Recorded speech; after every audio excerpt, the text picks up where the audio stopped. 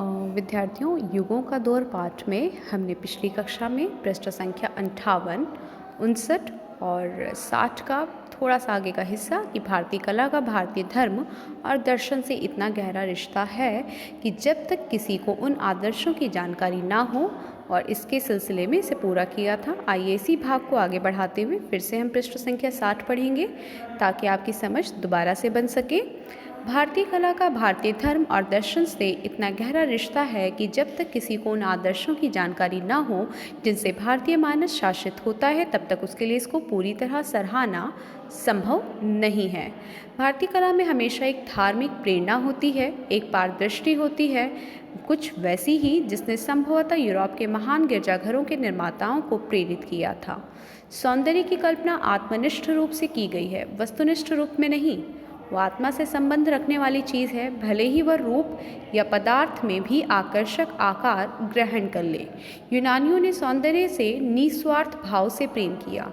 उन्हें सौंदर्य में केवल आनंद ही नहीं मिलता था, वे उसमें सत्य के दर्शन भी करते थे।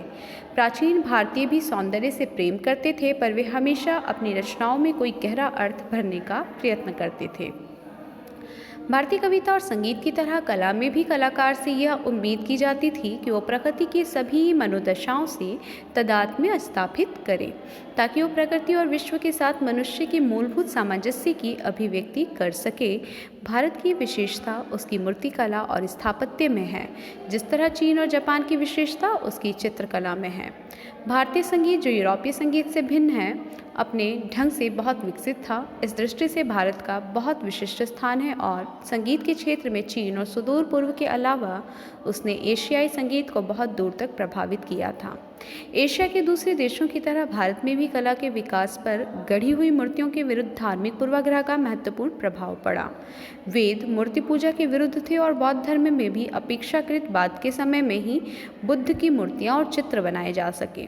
मथुरा के संग्रहालय में बौद्धिस्ट तत्व की एक विशाल, शक्तिशाली और प्रभावशाली पाषाण प्रतिमा है।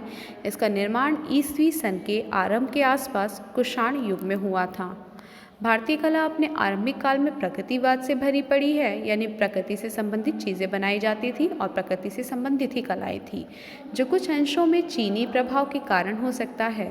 भारतीय कला के इतिहास की विभिन्न अवस्थाओं पर चीनी प्रभाव दिखाई पड़ता है। विद्यार्थियों, आज की कक्षा में इतना ही। अगले वीडियो में हम पेज नंबर 61 के दूसरे अनुच्छेद से ही इसका भाग आगे बढ़ाएंगे।